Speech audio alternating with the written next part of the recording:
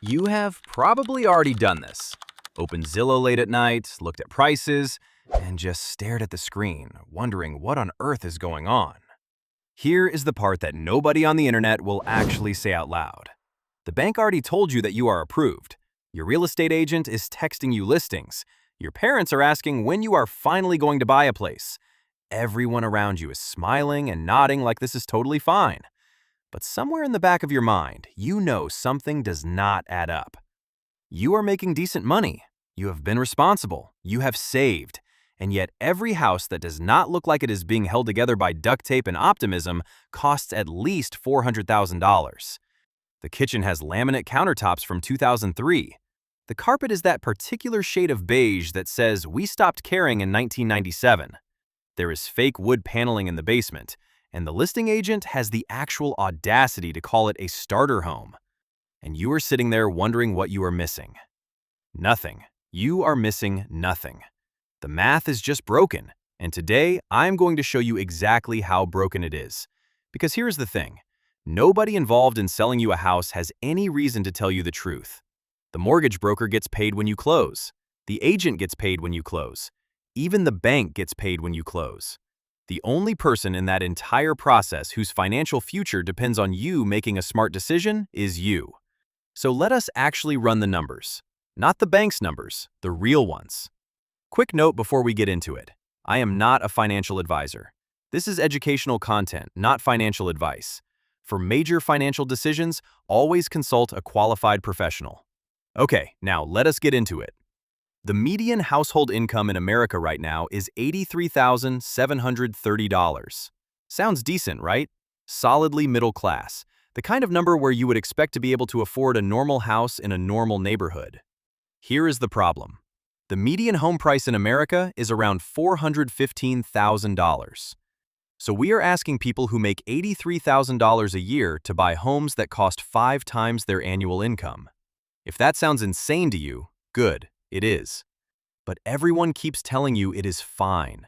Some guy on YouTube is telling you to house hack your way to wealth. Your friend from college just bought a place, so clearly it is possible. The mortgage broker says you are approved. What is your problem? Why can you not figure this out? There is no problem with you. The problem is that everyone has been lying to you about what affordable actually means. So let me show you what it actually means. There is a rule in personal finance called the 28% rule. Simple concept. You should not spend more than 28% of your gross monthly income on housing costs. That is your mortgage, property taxes, insurance, HOA fees, all of it. 28%. Banks use a different number. They will approve you as long as your total debt-to-income ratio stays under 43%. That is housing plus car payments, student loans, credit cards, everything combined. 43%. Now here is what nobody tells you, and this is critical.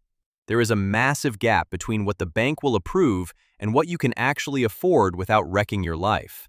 The bank's job, their only job, is to make sure the loan does not default immediately. That is it. They do not care if you are miserable. They do not care if you cannot buy groceries. They care that you keep making the minimum payment every month for 30 years. That 43% threshold is not a recommendation for comfortable living. It is the maximum amount of financial stress they think you can handle before you just stop paying entirely. Let me show you what this looks like with actual numbers, because this is where it gets brutal. Let us say you want to buy a $400,000 house. That is below the national median, so we are not even talking about an expensive home here. You scrape together a 10% down payment. That is $40,000. Congratulations, that probably took you 5 to 7 years to save. Now you have got a $360,000 loan. At current interest rates, around 6.09% as of February 2026, your monthly mortgage payment, just principal and interest, is about $2,150. But we are not done, not even close. Add property taxes. Depending on where you live, that is anywhere from $300 to $650 per month. We will call it $450 to be conservative. Homeowners insurance, and thanks to climate change, this is not cheap anymore, is probably $250 to $350 per month. Let us say $300. Because you did not put 20% down, you have got PMI, which stands for Private Mortgage Insurance. That is the monthly fee you pay for the crime of not being wealthy enough. Add another $275. Then there is maintenance. The standard rule is to budget 1% of your home's value per year. On a $400,000 house, that is $4,000 a year, or about $333 per month. And that assumes nothing major breaks, which is adorable if you think that is how houses work. Add it all up. Your total monthly housing cost is now $3,508, not $2,150, $3,508. That is what actually owning this house costs. Now, if we apply the 28% rule, what income do you need to comfortably afford that? You need to be making about $150,000 a year. The bank, using their 43% threshold, would approve you with an income as low as $98,000. See the problem? There is a $52,000 gap between what the bank says you can afford and what you can actually afford without financial catastrophe. And here is the punchline. Only about 20% of American households make $150,000 or more, which means 80% of American households cannot comfortably afford a $400,000 house under any reasonable financial standard. But that is below the median home price. We have created a housing market where the typical American home is unaffordable to the typical American household. This is not an opinion. It is just math being cruel. Let me walk you through what this looks like in real life.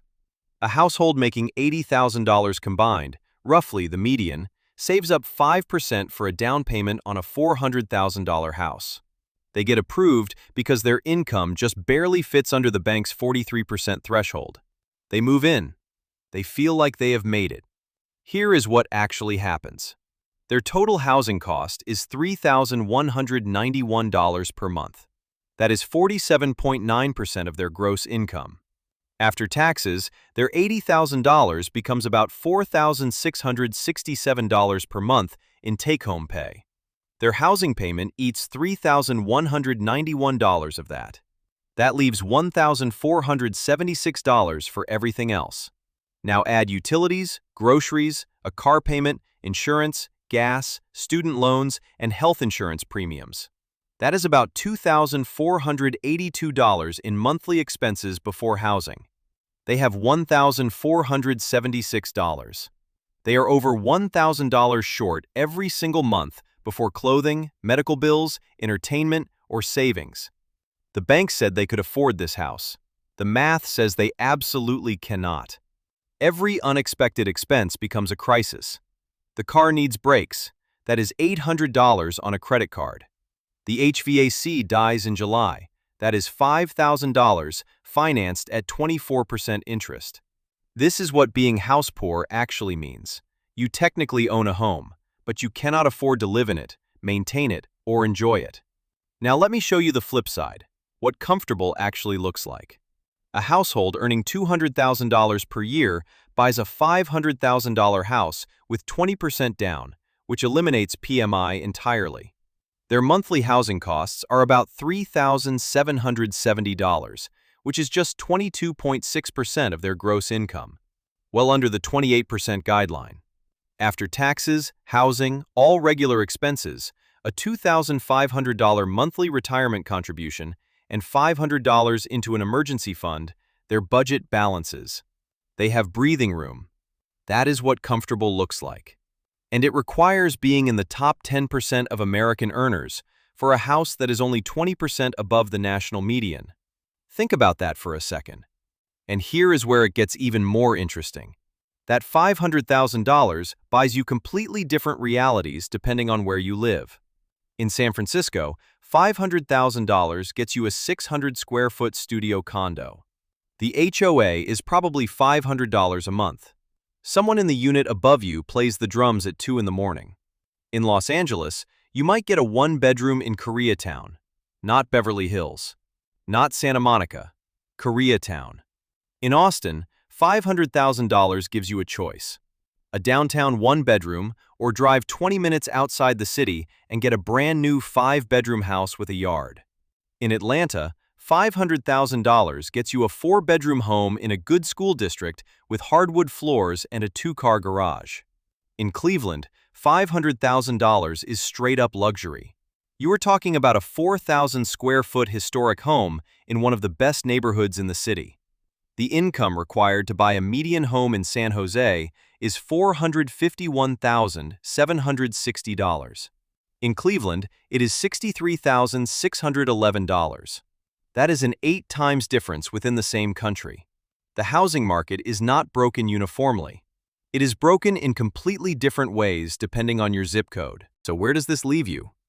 Let me be straight with you because someone needs to be. If you are making less than $140,000 a year and you are looking at a $500,000 house, you need to stop. Just stop. You are about to make a decision that will dominate your life for the next decade, and not in a good way. I do not care what the mortgage broker says. I do not care that your agent keeps telling you this is normal. The math is the math, and the math says you cannot afford that house. You have options, but none of them involve buying a house you cannot afford. Option 1 is to move. Nobody wants to hear this, but if you are making $100,000 a year and trying to buy in San Francisco, you are fighting a battle you cannot win. That same $100,000 in Pittsburgh, Cleveland, or St. Louis buys you a very comfortable life and a house you can actually afford. About 20% of remote workers relocated in 2025 specifically because of cost of living. Geographic arbitrage is real. Option 2 is to buy way less house than you think you need.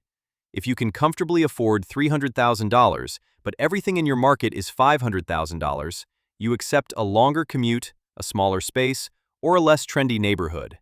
You optimize for financial stability instead of appearances. Option 3 is to house hack. Buy a duplex, live in one unit, rent out the other. The rental income can cover 50 to 100% of your mortgage. Or buy a single-family home and rent out bedrooms. It is not glamorous, but your housing cost drops dramatically while you build equity. Option 4 is to wait. Keep renting. Save aggressively. Wait for your income to grow or for the market to shift. This might take years, and that is okay. There is no prize for buying a house you cannot afford. There is no trophy for being house poor. Here is what I need you to actually hear before you close this video. You are not failing at homeownership. The system is failing you. Home prices have outpaced wage growth so dramatically that what was normal for previous generations is now a luxury for most people. A $500,000 house is not a starter home. It is not affordable on a median income. It is not something you should stretch for unless you genuinely have the financial footing to support it without acrobatics. The real question is not whether you can technically qualify for a mortgage. The real question is whether owning that house will actually improve your life, or just transfer your money to a bank while you stress about property taxes and pray nothing breaks. The math is screaming at you. The bank is whispering that you are approved. The real estate agent is smiling. Your parents are asking when you are finally going to buy. But you have permission right now to look at the real numbers, run the real calculation, and decide it does not make sense. Not right now, not at these prices, not on your current income. And that is not failure. That is math. That is reality. That is choosing your future over what everyone else thinks you should do. Your salary buys you a lot less house than you think it does. Understanding that might be the most valuable financial lesson you ever learn.